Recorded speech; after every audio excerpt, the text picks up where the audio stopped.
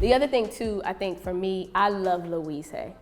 I read You Could Heal Your Life, and that changed the game for me. And then I also read like a lot of Wayne Dyer books, Abraham Hicks books, and then I heard what Hay House Publication was, and I started to see all the books that she published. So she is like the GOAT of spiritual internal work for individuals.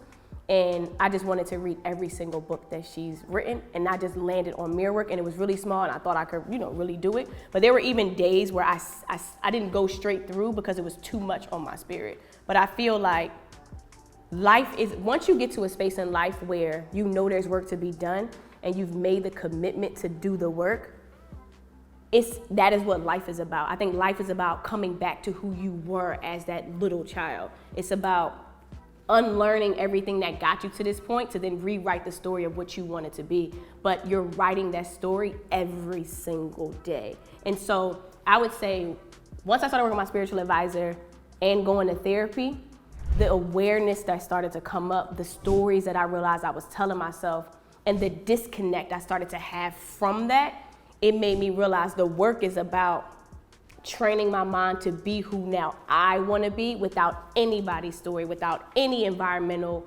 thoughts, feelings, or conditions. And I think the journey is every day. So it's at a point now where I cannot not work on Ashley just because I saw what happened when I wasn't working on Ashley, and how I didn't believe in myself, and how I was frightened, and how I didn't love myself, or even how I didn't love the person in the mirror. And so you get to a space where you can't not afford to work on yourself.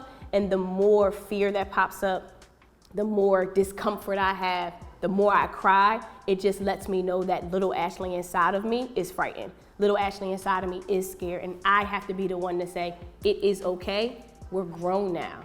Like, you don't have to be scared, I've got you.